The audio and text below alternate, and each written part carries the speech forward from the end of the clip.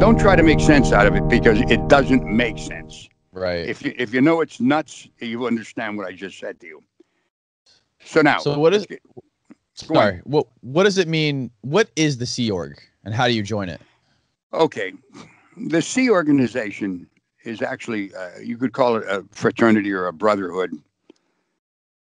Let me give you a comparable to the Sea Organization. Okay, so we can look at it on something that you do understand something about.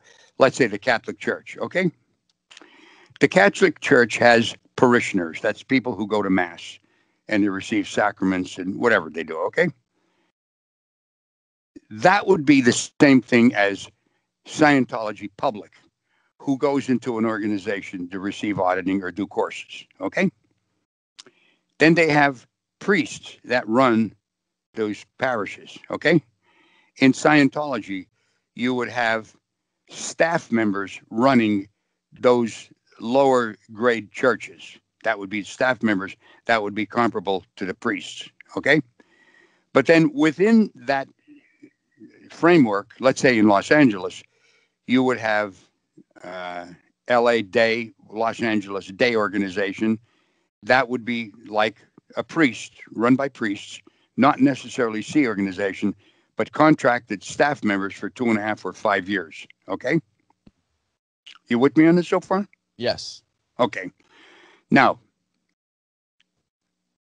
while you're there, you would have an advanced organization, which would be some place where you'd go to advanced Scientology spiritual technology.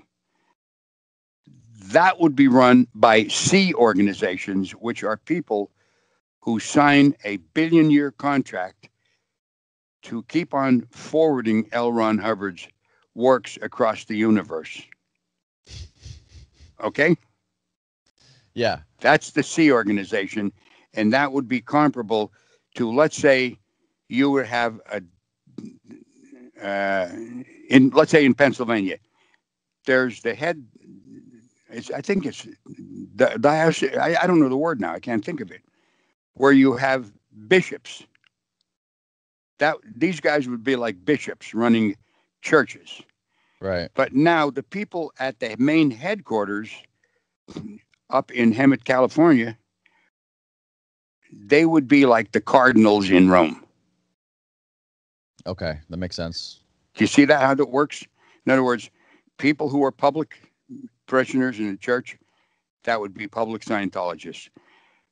Lower level things, that would be run by priests, which would be comparable to the staff members at those lower. And going up until you gain more power. And the top end would be like the cardinals in Rome. And David would be likened to the Pope. Now, do all these people sign these billion-year contracts? Every Sea organization member does. A staff member at a lower level organization signs a 2.5 or a 5-year contract. In addition to the billion-year contract? No, they don't sign the billion years. Okay. Staff members would be like the priest in the local church. It's only 2.5 or 5 years. Okay. But that's also a place that's considered a feeding ground for Sea Org recruiters to grab people from there to get them to sign the billion-year contract. Does anybody challenge it? Like, does anyone like, let me get my lawyer to review this? Never. No, it's all done under duress. I mean, people come over and spend hours. Listen, Dan, I used to recruit people for the Sea Org. I used to recruit people to do this. I used to do videos telling people about the gains that they would get from listening to L. Ron Hubbard's lectures. I did all those things. I'm not talking about something I read in a fucking book. I did it. I understand the state of mind. I understand. You said earlier in talking with me, you don't need bars. You just have to have a prison of your own mind. Mm-hmm. And you do this. And you do it almost on a daily basis, because if you're a Scientologist, you're supposed to study 2.5 hours a day, 5 days a week. And basically what you're going into is just going in and telling yourself these things, and you're indoctrinating yourself. You are building your own prison in your own mind on your time. And if you're a public Scientologist, you're paying for it.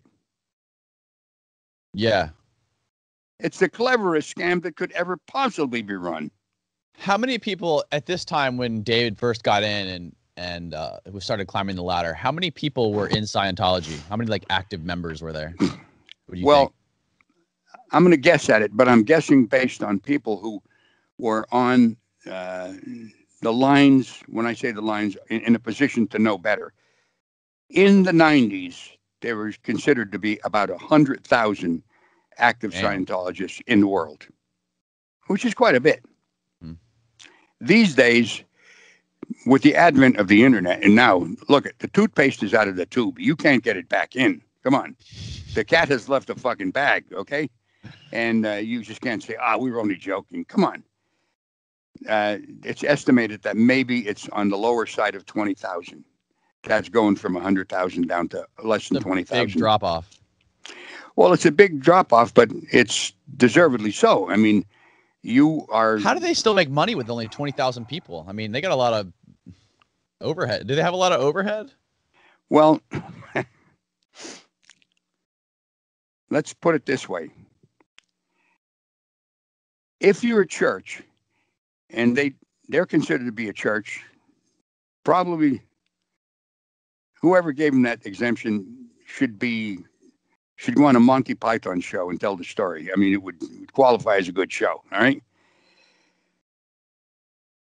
If you have a church, you just can't keep on gathering money and making more and more money. You have to show that the money you're taking in has some benefit to your parishioners. Okay.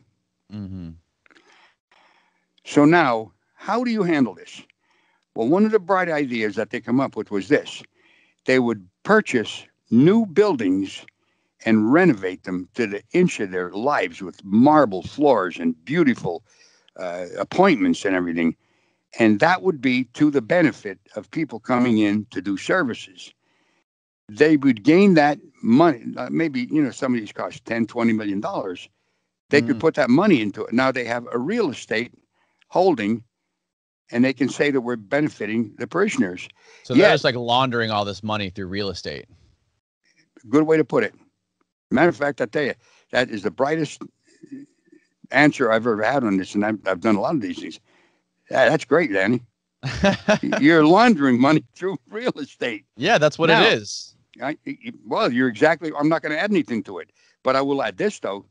You know what's in those places? Absolutely nothing, right? Air. Right. They're air storage places. Yeah, in downtown Clearwater, all that real estate they own, they have this like street level like storefront real estate in downtown Clearwater that they keep completely empty, and it keeps that whole town dead. Well, and the businesses that are open, that are successfully running, the landlords are Scientologists, or the owners are Scientologists.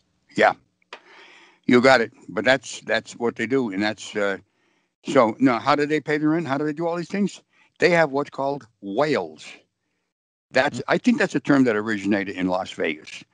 A whale would be a high spender. Mm-hmm. He'd be the guy that you'd meet at the airport in a limo. You'd drive him and you'd comp him his room, and the room had everything you needed, and free food, everything, because all you wanted this guy to do was go down and play blackjack or roulette or whatever he played, or poker, and lose millions of dollars. As a matter of fact, there was a guy who owned the Philadelphia Eagles. And, I'm not putting him down now because, some people have gambling as a drug. His name was Leonard Toews. He built up so much debt to Las Vegas. He had to sell the Philadelphia Eagles football team to get out of debt. Really? And, yeah, that's how... fucking God, crazy. I can't think of the guy's name who bought it. Yeah, the guy who bought it was a real estate developer, and he got it for a good price. He sold the Eagles to pay off his gambling debts in Vegas. Oh my God! So he would be considered to be a whale. Now, okay, so you're saying there's few people in Scientology that just donate tons of cash? Not few. There's a lot of them. Okay. And when I say that, like Bob Duggan, I think he came up with some way to cure or handle a certain type of cancer, he made billions of dollars on it. And I think he ended up giving the church, wild guess, I could be off, maybe something like $30 million over the period Does of he time. live here in Does he live in Clearwater? I don't know where he lives. There's I have no idea. There's like this really rich neighborhood in Clearwater called Bel Air. Yeah. Like Bel Air of Florida. And I had a friend who bought a house on the water, like a really nice, like $6 million house on the Intercoastal. And the whole bottom floor of the house was like a recording studio that was renovated into like an e-meter room, an auditing room. When he bought it, it was just like this crazy looking dungeon that they used to do auditing. So Wow. yeah, all the people with money down here, or most of the people with money. Yeah, that's what they do. And they give, millions of dollars to the church. They have an event every year in Saint Hill, England, which is in Sussex County. And they have a tent. They rig up a tent. And that tent is rigged up like a big banquet room. If you were to see the field before they started and look at this, it would almost look like a miracle. And they have 2 events there. They have the Patrons Ball, which is a ball where all the patrons come and they dance and they just have a good time and they receive rewards. And then they have another time where they give out, they have a local thing for the local people in East Grinstead. But that's where the people come up on the stage, people who have given $50,000 up to $10-20 million. They receive a big trophy and a certificate, and that's it. That money, there's a good business. Look, here, you take a piece of paper, write something on it, and you get $10 million for that. It's a good business, low overhead, all right? Yeah. He gets a certificate that he's a Diamond Maximus, Protimus, Colossumus, gave $10 million. Here's your paper, a big certificate, and then they take pictures of you, and you smile, and that's the end of it.